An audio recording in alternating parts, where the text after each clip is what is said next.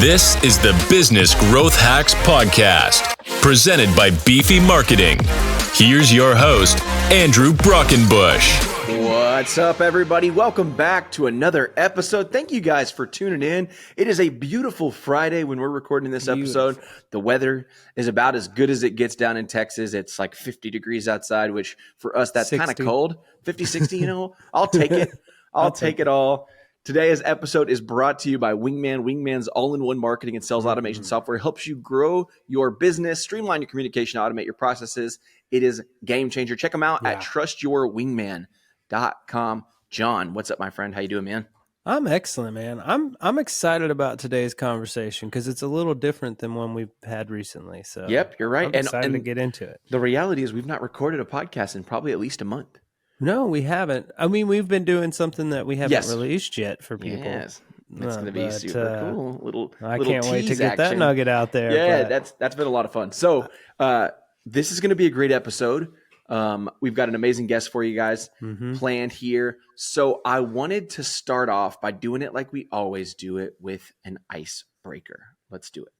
Let's kick it. Icebreaker. Okay, the icebreaker today is, what is the last book you read? What is the most recent book you read? Michael, I'll let you kick this off for us. My gosh. I read about 8 or 10 books at a time. They're scattered all over the house. So I've got a few pages of this. Yeah.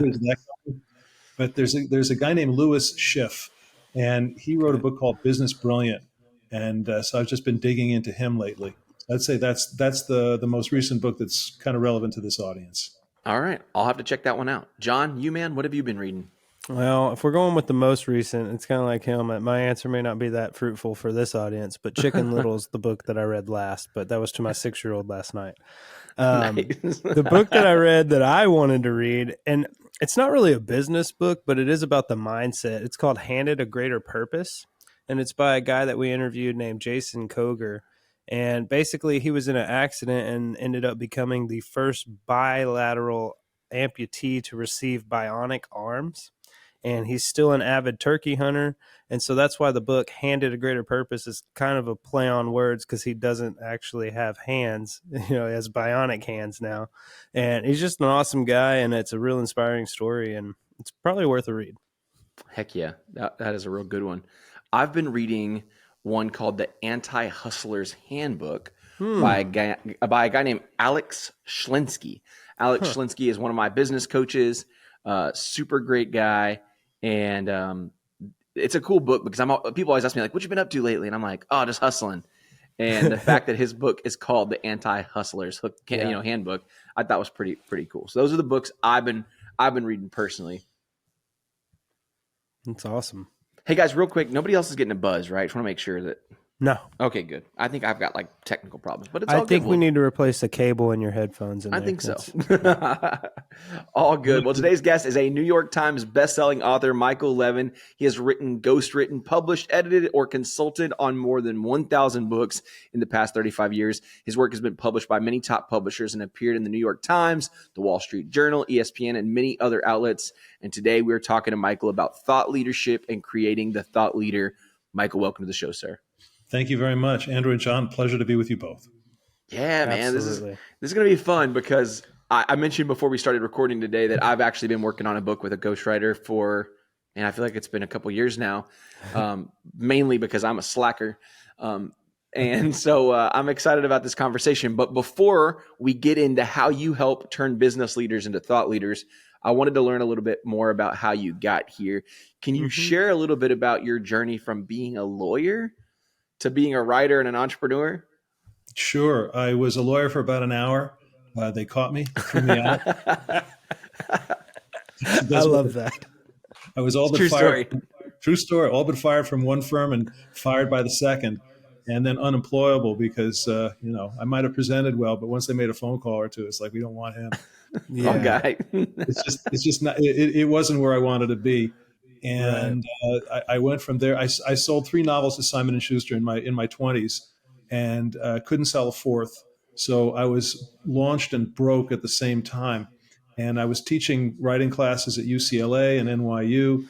And I met a man who's been my mentor, who was my mentor for almost 30 years. and he showed me how to start a business which was offering private writing classes. And then I did that, and I filled up, rounds of classes, and then people started saying, consult with me. And then they just said, just write it for me. So I backed into ghostwriting, and that's more than 35 years and 1,000 books ago. So that's the short of it. That's amazing. So let me ask you this, because I at least have to know, after all of the money spent and after all of the time and schooling that you went through to become a lawyer, were you frustrated? Were you frustrated when it didn't work out, or was it a relief? Like, how did you feel? I felt like a failure. I mean, law school's 3 years, and I'm going to be frank. When I 7 years out, 7 years out of law school, my classmates. I went to Columbia Law School. I went to a really good school. Wow, yeah. My classmates are making partner at top firms, and I was literally on heating assistance in Massachusetts because they don't let the poor freeze there. And my income was below $13,000 a year, which is the poverty level at the time. So I got a check from the Commonwealth of Massachusetts to pay my heating bill. So that's where I was. And I like to say that I overcame every advantage on my way to the bottom.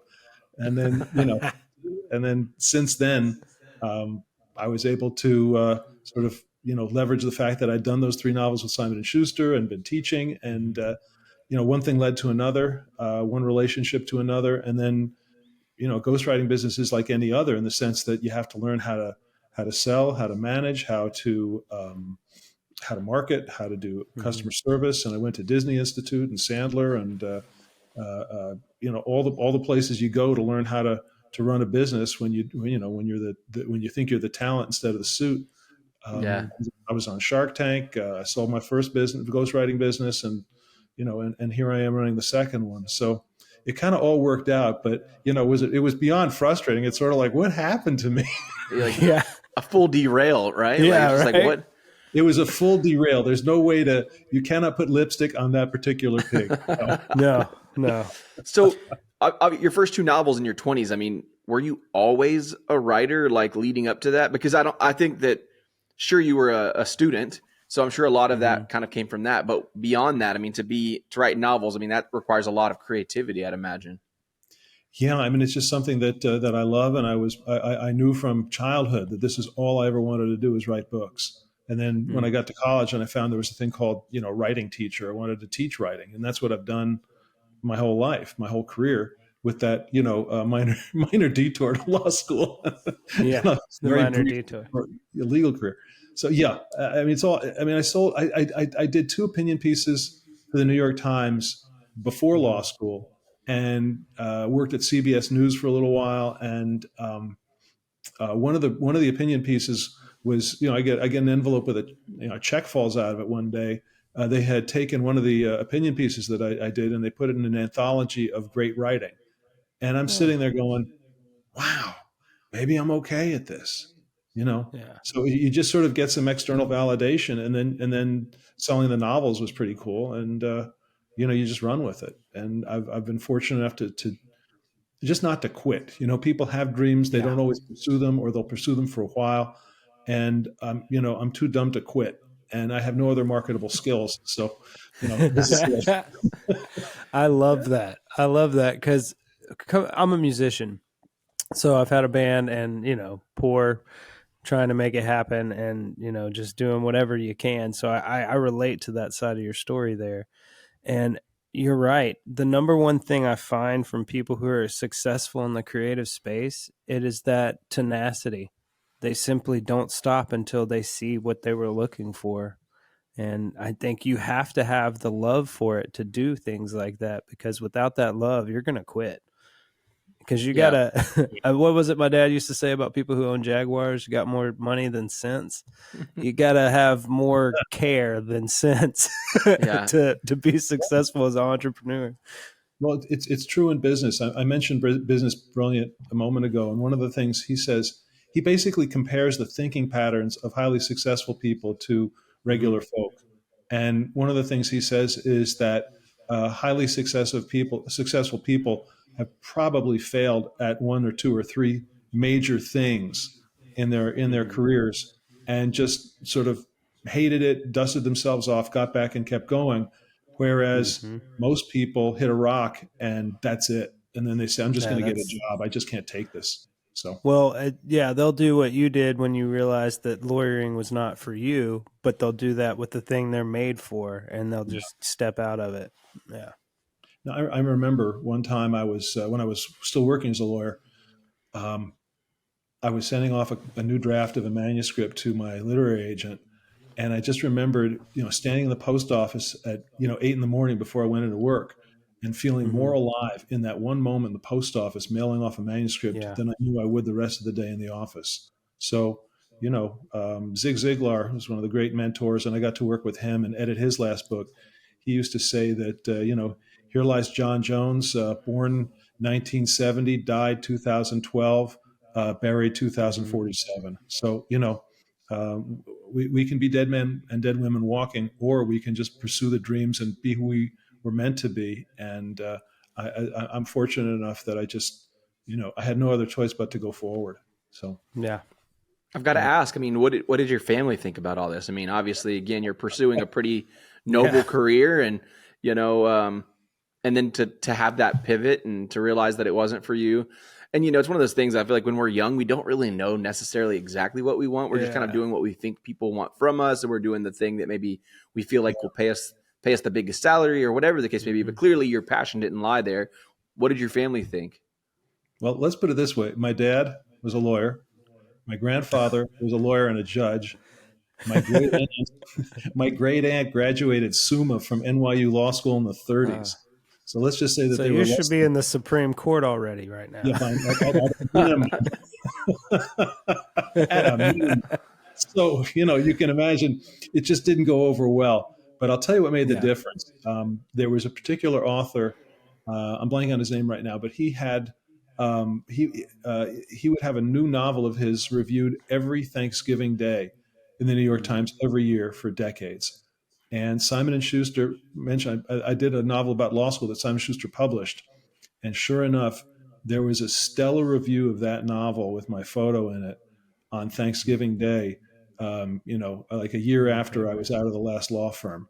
And my parents' friends all started calling in the New York Times. And my parents' friends all started calling and saying, look at this, look at that. And, and from that moment on, they're sort of like, well, don't come to us for money, but it looks like you got something. Okay, you did this, yeah. Yeah, I was gonna say, you didn't take that to Thanksgiving dinner and just slap it on the table? There. Yeah, exactly. Told you, Mom and Dad. This is my passion. I'm not sure I was invited that year. That's crazy. Well, this is so fascinating to me. I've got a close friend, a mentor. Her name's Carol. She's a ghostwriter who I've known for quite a while, a long time. And I'm so intrigued by people like yourself and people like Carol, because it not only requires the ability to be a business owner, an entrepreneur, like you had mentioned, all the things that it takes to run a business, but then also you really have to stretch that creative muscle in a very unique way, because you have to communicate what all of these individuals that you work with want to say in their books, which could be different voice, different tones. I'd imagine some are fiction, some are nonfiction. How has it been to kind of hone that skill? What was that like when you first started ghostwriting? Well, it's fun. It's really exciting because I call it the greatest grad school in the history of the planet, because the people who are best at what they do are teaching me how they think. And watching smart people think, it's like going to a game and watching great athletes play ball, or watching great musicians perform. You have a front row seat at a brilliant thinker. And so that's pretty special. On my website, I have a page with excerpts from 9 different books, and the authors are Black, white, Asian, male, female, young, old, and just to sort of demonstrate the range. And that's kind of the art and the fun of it. It's almost a sense of mimicry. It's sort of like getting into their heads, getting into their thinking patterns. And then it's a bit like acting, because when I'm doing a chapter, I'm being the client, and I'm trying to express myself. I met Amy Tan once, who wrote Joy Luck Club and a lot of other novels. And she said that when she's going to write about a particular character, she just looks at her shoes and becomes that character. So, and then she writes from being that character instead of writing about that character. And that's kind of it. But I will say that, the starting point is not is not writing. It's planning the book. And yesterday I was on with a prospect who hails from your state and from Austin, and he was telling me about the book that he had in mind. And we're on the call, and I had this sense that the book he had in mind was totally wrong for the audience he was writing for, and for the outcome he was seeking. So, and the only way you find that out is when they tell you this is what the project is. Now, the average ghostwriter is going to say, "Let's go," or "I can do that." I'm sitting there saying, it's my job not to let you drive this over the cliff, even in our first conversation. So I want to understand who's your audience, where are they now, where do you want to take them, what body of knowledge in your head is going to take them where you want them to go. And there was a total mismatch in my mind between what he was thinking he wanted to do and what he wanted to accomplish. It just wouldn't work.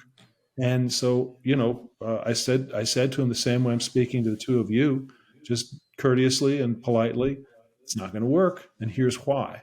And I laid out for him as best I could what I thought would be a much more successful approach. And he's a CEO of a very, very successful company. Most people don't tell him on a sales call, this isn't going to work. And, he sort of rubbed his chin, and we talked about it for about 5-10 minutes. And then he asked me the question, which indicates that, people want to go forward, which is, how much is it? I said, I'll send you a proposal. But the short of it is that a good ghost will write the book that the client has in mind. A really good ghost will guide the client toward the book that the client will succeed most with, given the client's specific goals. And the good thing about having been involved, I didn't write 1,000 books, but I've been involved in one way or another with more than 1,000 books, is that I know what people are saying in a lot of verticals in the business world, whether it's, real estate or finance or insurance or medicine or dentistry or entrepreneurship or consulting and so on. So I know what everybody else is saying because I've either read their books or I've written them. And that makes a big difference when you're talking to a prospect who has never bought ghostwriting before, who has never done a book before, and who just needs to know what's the right path. That was a really long answer, guys. I'm sorry. No. That is a great answer. So helpful because, I feel like that was a mistake that I had made when I first started writing the books. And I kind of had to pivot a little bit because I think I was at Podcast Movement, which is a big podcast conference, and we were in a room with a guy that works for publishing.com or self-publishing.com. They do like a lot of self-publishing. They don't do any ghostwriting, or they used to not do that. But one of their authors was in the room. They were talking, and I was sitting next to some other people in the room, some that had written books before and others that had not. And the guy next to me was like, "Oh, what's your idea for a book?" And I told him, and he was like, "Well, who's your intended audience or your demographic for it?" And I told him, and he's like, "Hey man, that, I got to be blunt with you, but like that's a mismatch." And I was like, "God dang it." You're like, I was kind of offended, obviously. I was like, "You don't know anything." And then, like, as I was walking around the rest of the conference that weekend, I was like, he was absolutely right. Obviously I was trying to write a book that would serve my prospects and my clients. And the book was called, and I am still working on it. It's just, I realized that it couldn't be my primary book, which is a book called Never Start a Business, which was really intended for entrepreneurs I'd say aspirational entrepreneurs, people that want to get into business, but it's kind of like a guide to myths that people tell you about starting a business. So it's kind of cool because in the cover design, we've actually got never start a business, and the word never is scratched out because the idea is like, I would love for you to start a business, but for the right reasons, not for the wrong reasons, right? But I realized, like, how is that book going to get me clients for my marketing agency when those people haven't even started a business yet, right? Like, I have to write a totally different book for the people that are already established business owners that need a message spoken to them. And so it really kind of, it pivoted my strategy. We came up with a totally different book idea. Obviously worked with my ghostwriter about it. But like, let me ask you this. What are questions that an aspirational author or a thought leader or a business owner that wants to be a thought leader, what kind of questions should they be asking that potential ghostwriter to make sure that ghostwriter is going to be that kind of person, a person like yourself who's going to challenge those ideas to make sure that they're headed in the right direction? Yeah. Well, okay. Before you even start asking the ghostwriter questions, you want to look at the ghostwriter's background. And there are a lot of people out there. There are no licensing authorities for ghostwriters. Anybody can put up a shingle and say, I'm a ghost. And you look at some websites and it says, I do white papers, I write websites, I do ghostwriting, I'll paint your house, and it's just sort of snuck in there. And you just sort of say to yourself, why do I want a generalist? I mean, if something happens, you talked about the gentleman, who lost both arms. That guy doesn't want, the generalist downtown at the to take care of his arms. He wants the best guy in the country, the best person in the country. So why would you want somebody who does 12 other things? And then there are also a lot of big companies that offer ghostwriting, publishing and distribution, and marketing. And I don't know about you, but I'm always happy if I can find somebody who can do one thing well. Finding people who can do three things well. Yeah. Good luck. It doesn't happen. And, there's one such company called Scribe that just tanked a few months ago, and they left, I don't know how many hundreds of clients who had paid, really good money to get their books written, edited, published, and marketed out in the cold. And they sent them letters saying, well, we will finish it, but you're going to have to send us more money. Hey, thanks. And they charge a lot. They charge a lot. They charge a lot. I mean, I charge a lot, but at least you get results. Sure. But you get it. Exactly. Yeah. So you kind of want to find somebody in the Goldilocks zone. And I don't mean to sound self-serving, but you want somebody who has a real track record and who is willing to let you talk to past clients, or who has blurbs from some of his or her ghostwriting clients on the website. And those are impressive to you, because this is your livelihood. It's your money. I'll tell you, the hardest people for me to satisfy, and I've kind of given up on them when I hear them that this is what they've been through. I just sort of try not to get involved. People who've been burned by a prior ghostwriter, because then they don't trust anybody. The thing is, there are a lot of people walking around who put down good money and got a bad book. And part of it's on the writer, but part of it's on them for not vetting. I offer my clients a test drive approach to start off, meaning I'll do the book plan, which is title, subtitle, who's the audience, what's the goal of the book, chapter titles, and about a paragraph or two on each chapter. It's a document that runs 3, 4, 5 pages. It's an itinerary for the journey. It's a guide to the flow of information from you, the client, to the reader, from the author to the reader. And then we'll do 2 chapters.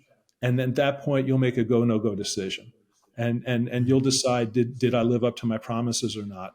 Well, a lot of ghosts don't offer anything like that. And I don't mean to, to knock people in my field, but they'll ask for a lot of money up front.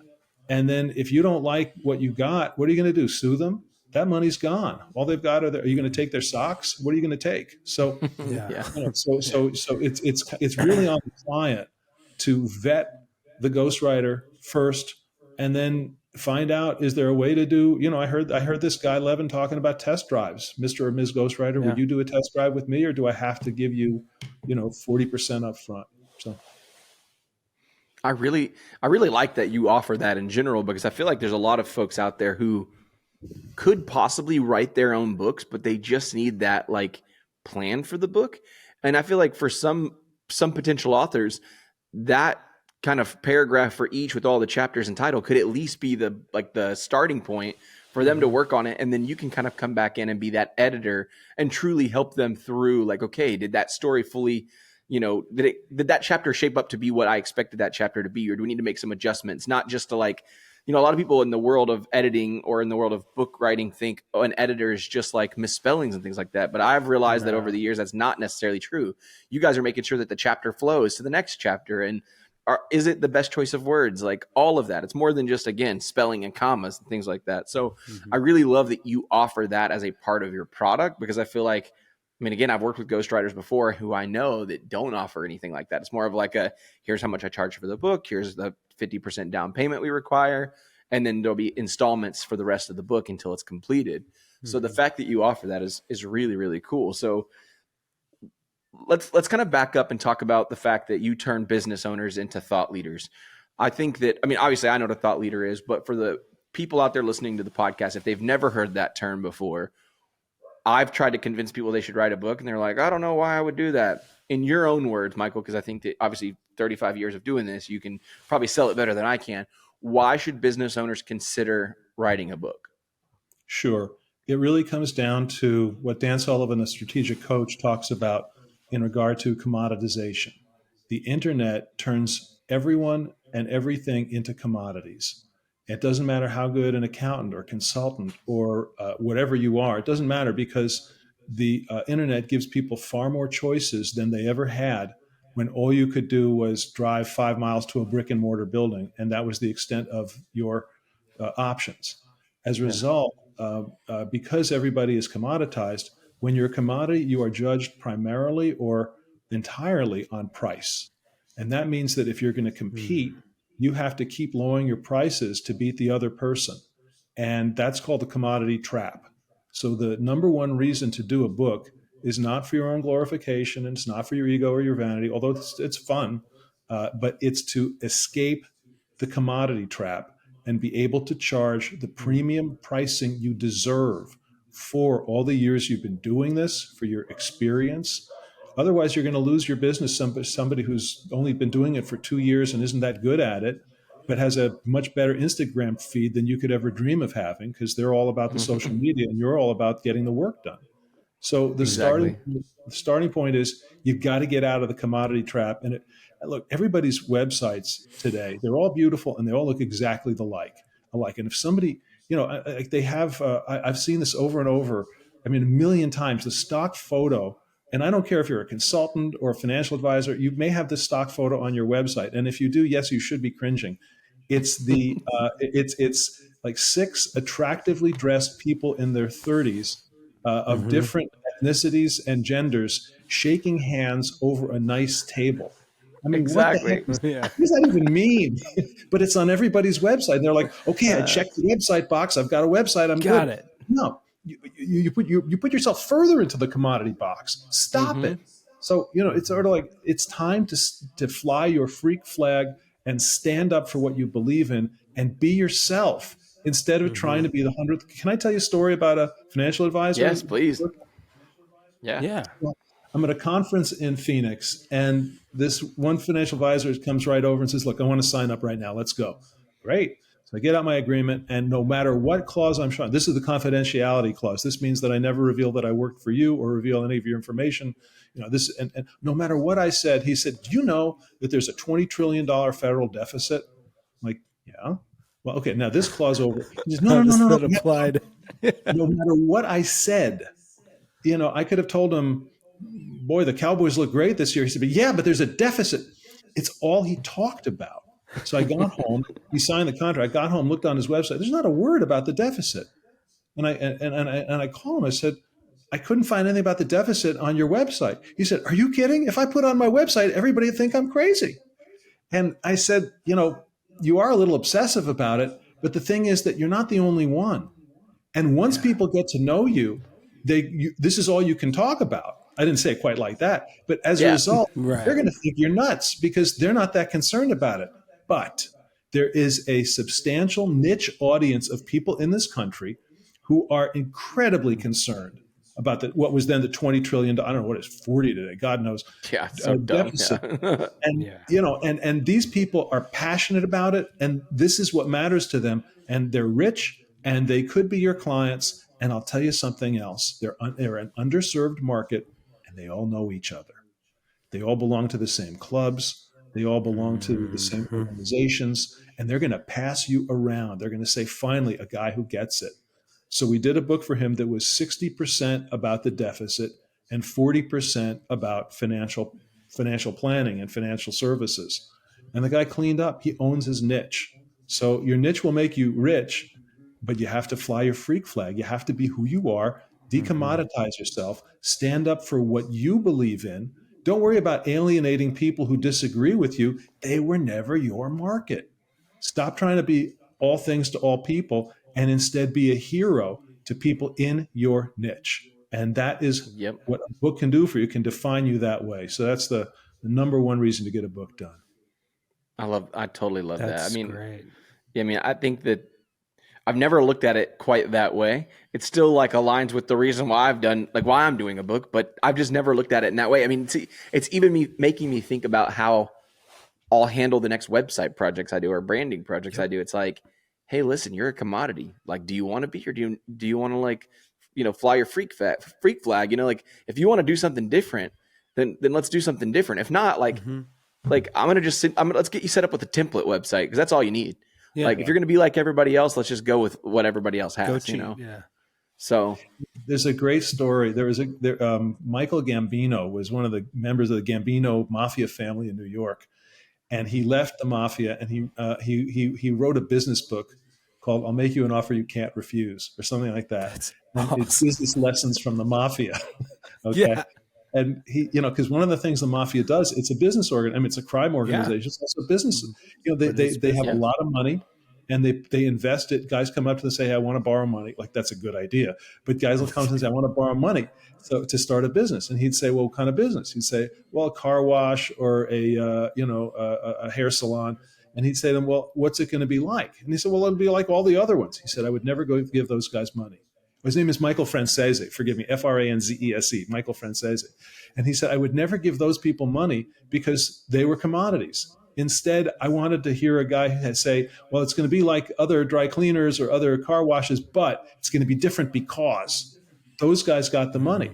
Now, whether they really should have taken money from the mafia is a story for another day. But the thing is that even the mafia knows that if you commoditize yourself, you're not going to have a successful business. Yeah, that's cool. Wow. That's really cool.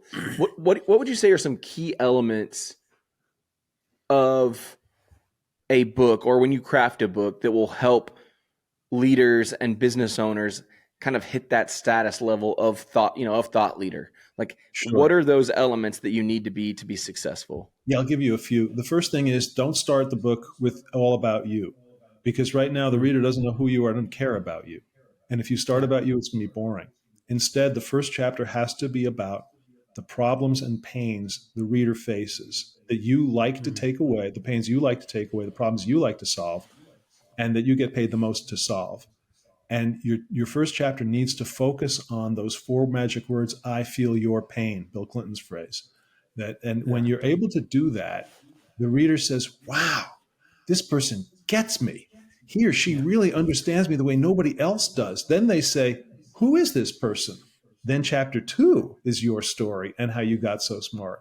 And then chapter 3 is your process, and chapters 4 through 9 might be your step-by-step through your process. And then the final chapter is a call to action. And so that's one thing, structure the book properly. The other thing to do is to make sure that you have at least what I call 12 to 15 HFS moments. Now, an HFS moment is where the reader says, holy, and this is a family beep, podcast. Beep. Love it. You can say it. You guys, your viewers can fill in the blanks. You want the reader to say, holy. And if you can get them to do that 12 to 15 times over the course of the book, you will own them. So make sure that you are layering in all of your greatest hits. Don't save anything for book 2. Throw it all into book 1, because I'll tell you what's going to happen. Somebody's going to read book 1 and say, wow, great book, but I don't understand why you didn't talk about XYZ. And you go, oh my gosh, I can't believe I left that out. There's your book 2. So take all the HFS moments you can think of and cram them into that manuscript, blow the reader's mind repeatedly, and you'll own them. Yeah. I love that. It's so, I'm really glad we're having this conversation, because the one thing I've been slacking the most about with working with my ghostwriter is that she's finished everything. Like, we're kind of like on the final drafts, and I just need to read it like page to page and just like make any changes or, take the time, which I'm super swamped. So I just need to make that time. But I'm glad we had this conversation prior to me reading that, because now I can look at it through that lens. Like, does the book start with me talking about me? Does the book start by, having that alignment around like feeling their pain? And then, the big thing is, if I don't find those 10 to 15 HFS moments, then I'm going to have to make sure that they get cranked in there. So I'm really glad we're having this conversation, because I think that's really, really great advice. You have had crazy success with your books. I mean, huge outlets that have covered you guys. Obviously, I know that you said you do one thing really well, but I'm sure you have at least a little bit of insight around like the marketing and the positioning and some of that stuff. How do you market the book once you're done writing it? Sure. I want to come back to that question in a moment. I do want to address the moment where you are with your manuscript, because it's not usual. Okay? You thought you were going to get away with it. But just keep going. Just keep going. Tear me up. I'm talking to you over a laptop, which has what I call the multi-million-dollar hard drive. That's because I have a lot of books by clients that are completely finished and ready to go, ready to be published. And for a variety of reasons I'll share with you in a moment, they just can't or won't do it. And they won't let the books go out into the public. And instead, they're fully paid for. Thank you. They're terrific. Thank you. And they're sitting on my hard drive. I was about to start a word with F, but again, it's a family pot because it upsets me so much. I put all this work into it. So the question becomes, what's going on? And so the moment where you have the entire draft in hand, ready to review, I call that the Bermuda Triangle of books, because they go in, but they don't always come out. And they end up on somebody's hard drive. I used to call it $1 million hard drive, but that was back in the day. We've crossed the multi-million-dollar line, unfortunately. So the question is, why does that happen? One is that people are just busy, and entrepreneurs, we just love the next shiny object, and we sort of are less interested in, we're less interested in the one we were dating, and then we want to be interested in the one we want to date next. So, so that's just our mentality. So that's a hard thing to overcome. The second reason is that we're afraid. We're afraid that the critics will come out and will get criticized and slammed for the book. And I hear this over and over from my clients, and I have a conversation, if not weekly, then monthly, where I'm saying you have to stop thinking about the critics, because there are none. They are imaginary. They are illusory. What's going to happen is that no one has the time to criticize your book. And because you're so focused on that, you're not focused on the people the book is going to help. And the reality is that each of us speaks in a particular language, in a particular way, that will not speak to every human being on earth, but it will make a huge difference to the people in our niche. It's like the Zig Ziglar story about the grandson and grandfather who are walking by the beach, and the grandfather, as the tide's going out, and the grandfather is tossing starfish back into the water. And the grandson says, "Why are you doing that? You can't save all the starfish." And he says, "Yeah, but for the ones I do save, it makes all the difference," as Zig would say. And I got to have lunch with Zig Ziglar, which is one of the highlights of my life. But that's awesome. But the thing is that you can't let yourself focus on the negatives. You have to focus on the starfish that you're going to save, the people in your niche who will benefit from the way you think and the way you teach action and thought patterns. And you got to think about them, and you're depriving them of the possibility of getting better or getting great, because your ideas are stuck on my hard drive or somebody else's. So we just have to get over the fear. We have to get over the distraction, the ADD of it all. And instead, we just have to look at that thing and pull it out. And keep in mind that when you read somebody else's book, it has two things going for it that your book doesn't have. And if I'm talking too much, just tell me shut up and let me ask the next question. But when you read the next book, when you read somebody else's book, you have what I call a double shock of the new. A double shock of the new. It's their idea, it's somebody else's ideas expressed in somebody else's voice. So you're kind of shocked twice, like, wow, these ideas are new. I never thought of this before. And wow, this is somebody else's voice. This is not how I would express things. When you read your own book, it's automatically boring, because it's the same ideas that have been kicking around your head for decades. And it's expressed, if the ghostwriter did a good job, in your voice. What could be duller? So you're expecting the double shock of the new from your manuscript that you get from any other book. And then you mark your manuscript down. You say, this is no good. I'm not excited by it. Well, you got to get over that. You got to get over that. And it's very hard to look at the manuscript the way a total stranger will look at it. They'll be jumping for joy, because you understand their pain. You've proven that you can solve the problem or take away that pain for others. And now you're going to show them how you could do it for them, or they can do it themselves. Wow, that's awesome. And it's really hard to look at it from somebody else's point of view. And then, so you know what a lot of people do? They're like, well, I'm going to send the book to 20 friends and get their opinions. Oh my God, that's the fast track to the $1 million hard drive. Just maybe send it to one smart client who actually reads books, as opposed to 20 people who don't. It's more important to have a book than to read a book today. So not everybody reads books. People's attention spans are shot. because of social media and technology. So don't give in. Don't let your book go to the bottom of the Bermuda Triangle of books or somebody's $1 million hard drive. Instead, get over yourself and get it out the door. I'm not speaking directly to you. Yes, you are. Yes, you are. It's fine. You admit it. Don't you lie, Michael. No, you're preaching. You're preaching right here today. Yeah. We're having church over here at Business Growth Hacks. That's right. Because you're right. I mean, yeah, exactly. Yeah. Hey, you hit the nail on the head. I mean, there's two things for me like that I feel like I really resonate with. That imposter syndrome, where you feel like, to some extent, it's like I feel like I'm regurgitating what I've learned over the last decade from the people that I, look up to and appreciate in the books that I've read and the people I've learned from. But like you said, it's in my own voice. But then I'm constantly reminded by people around me that it's like, it doesn't matter if that's been spoken to before, because the people in my tribe, the people that are going to come across my book, they might not have ever been introduced to that thought. Right. They may have never read the book. The reason I know about it, all of it, it's the same reason people are always like, Andrew, you know about all these apps. How do you know about all these apps and these websites that do different things? It's like, well, it's my job. It's my job to know what exists. And I just assume that everybody knows. Yeah. But the reality is they don't. So, I mean, I feel like that really resonates. And then the other one is, you're absolutely right. And I've never heard it said better, that I have an expectation when I read it that I should be equally impressed with what I'm reading as I would feel if I was reading a stranger's book. But I don't feel that way, because I do feel like I'm reading what's in my brain. And it's like, well, that's already been there. Like, I already know that stuff. Like, I'm not learning anything new. So it's hard to read it through, like, kind of through that lens, because it's like, well, that didn't teach me anything. And it's like, but it doesn't matter what it teaches you. Did it teach that person that the book was intended for? But it is a hard, I mean, do you have any advice around that piece? Like, what do you do to get through that part of the journey or the process? Yeah, just remember that, I mean, you guys are musicians, so this is true in music, that people are not looking for 100% originality.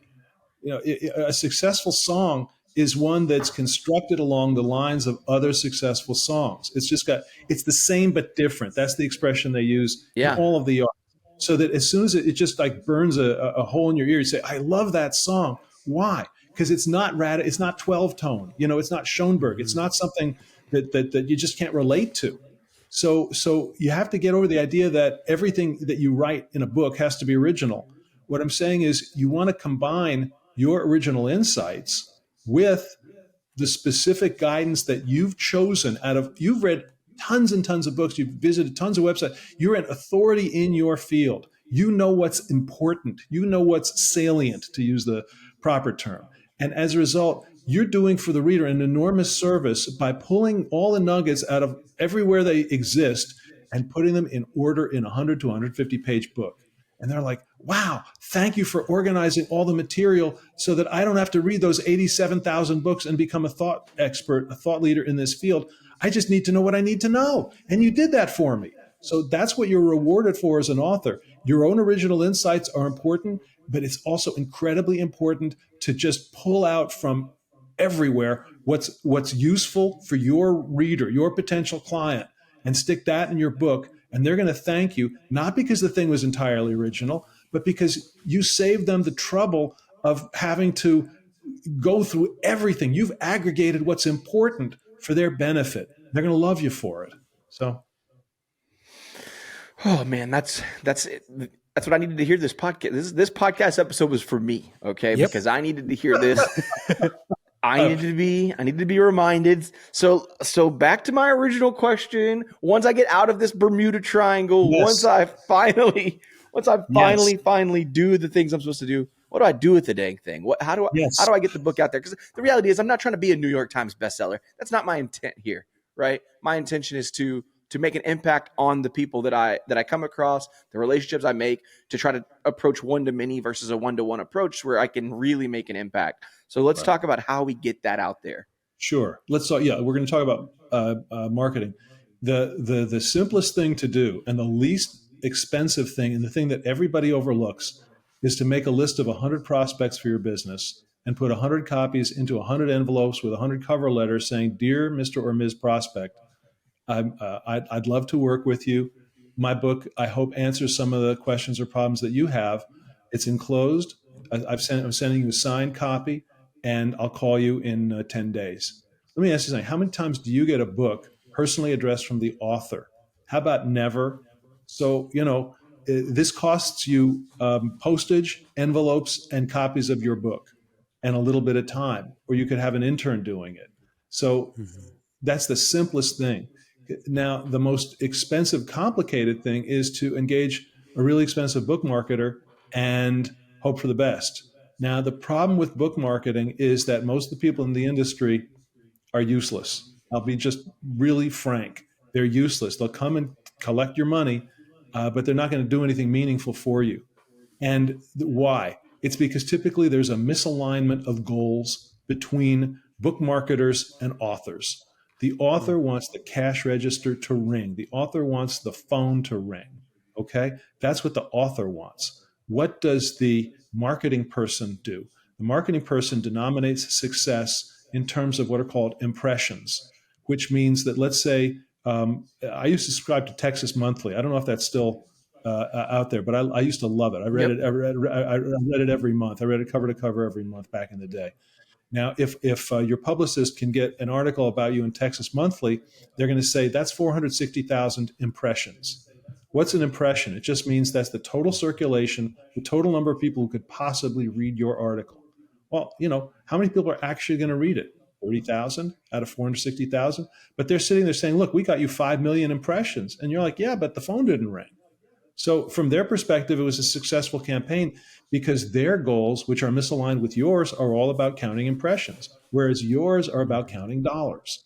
So the first thing you're going to do if you hire a book marketer is sit down and say the most important question. And I learned this from a client that you can ask anybody you're hiring. Have you solved this problem that I have for other people? And if so, how?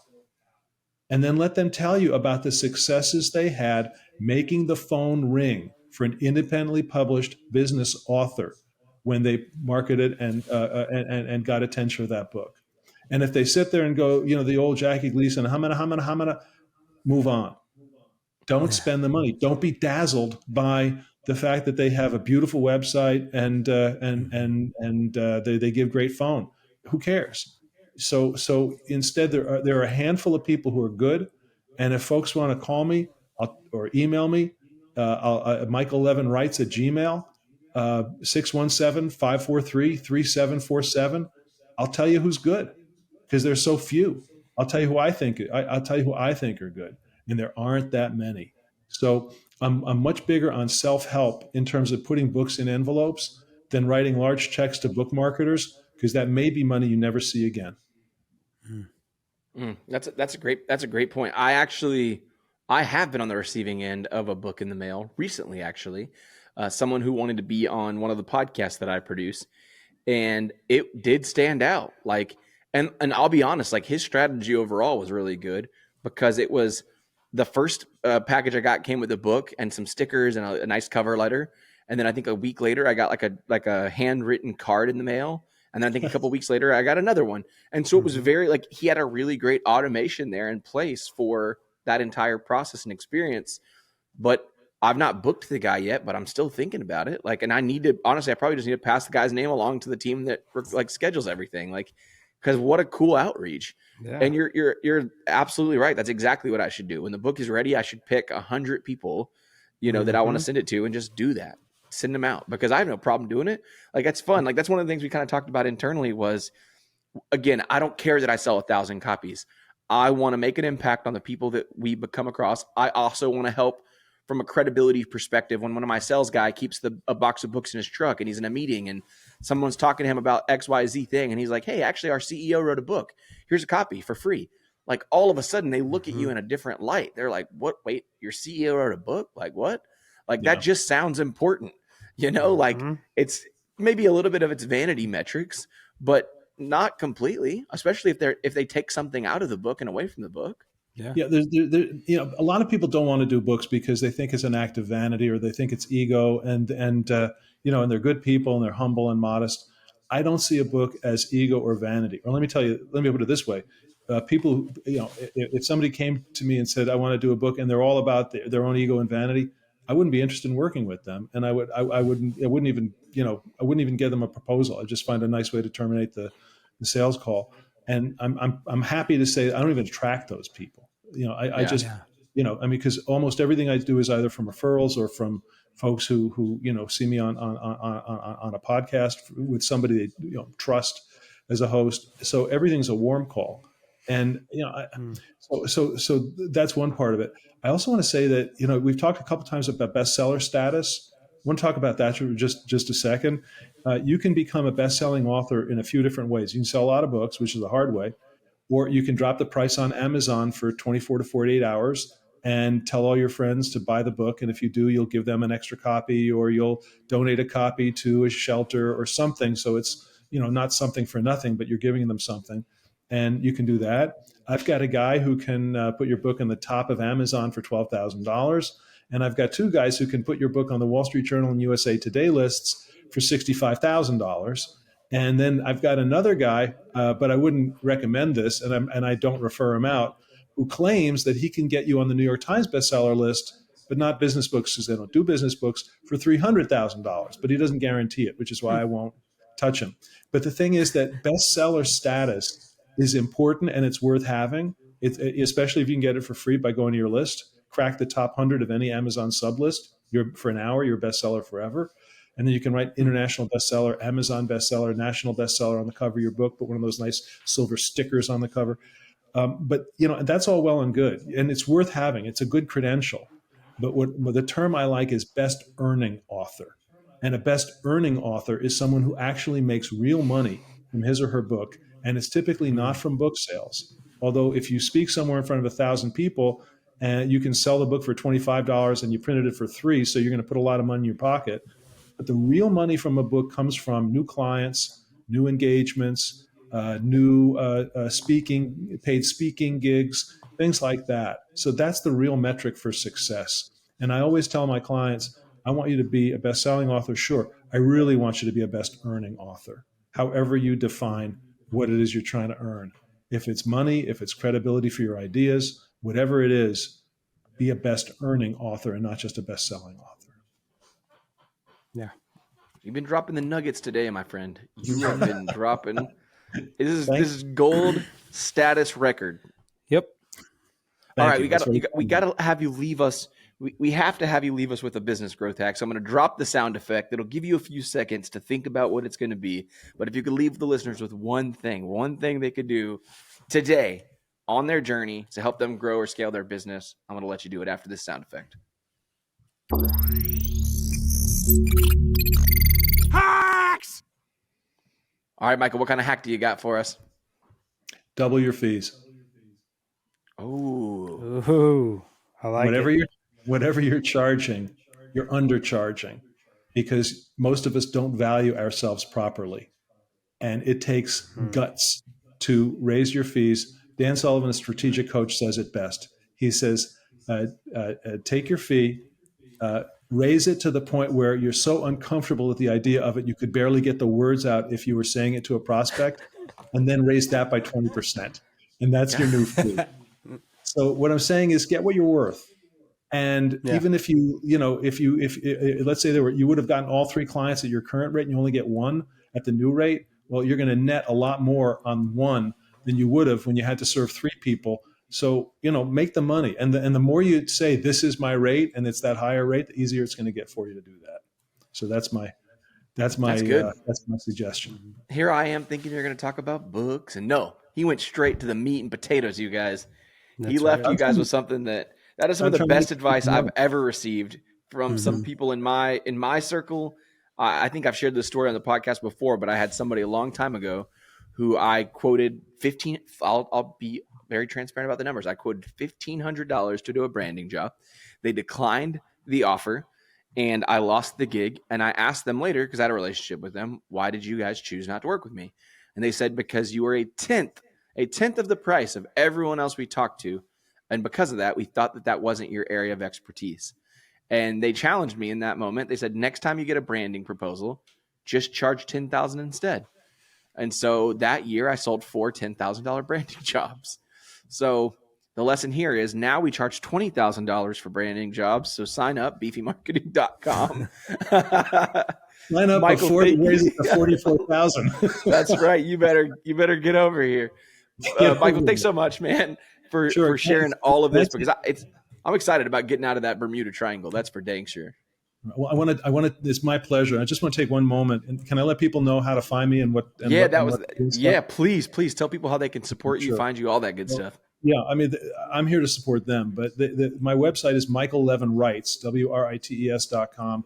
That's where you can read about the ghostwriting, and I have an online course called Best Earning Author, and the Best Earning Author System. You go to bestearningauthor.com, and I'm going to teach you everything that you could possibly need to know about organizing, writing, or having written for you, publishing, distributing, marketing, and most of all, monetizing your book. And it's absolutely everything that I know. It's 6 hours and 20 minutes of me talking, if you can stand that. But if you can, you're going to come away and you're not going to need to hire me or anybody else and spend a lot of money. You're going to know how to do it yourself every step of the way. So if you liked today, then it's everything you need.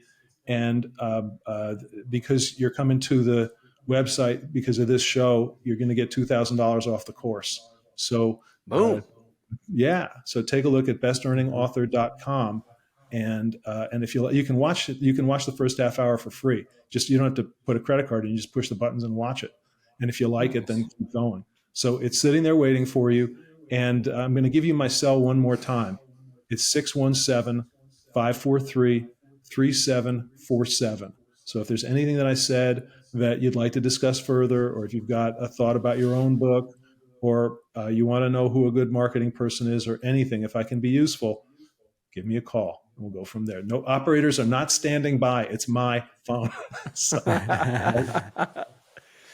All right, man. Michael, I'm just blown away by everything that you shared today. Like seriously, like I have like notes over here of things that I need to do for my own book.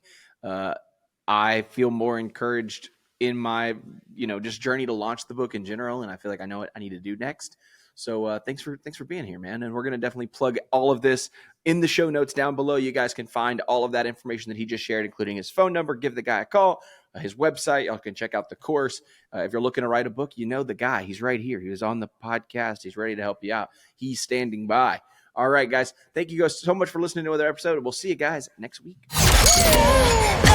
Thank you for listening to another episode of the Business Growth Hacks Podcast. Be sure to subscribe wherever you get your podcasts so you never miss an episode.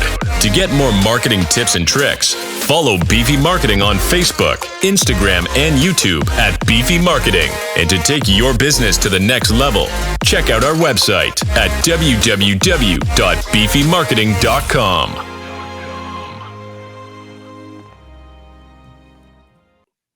Wonderful.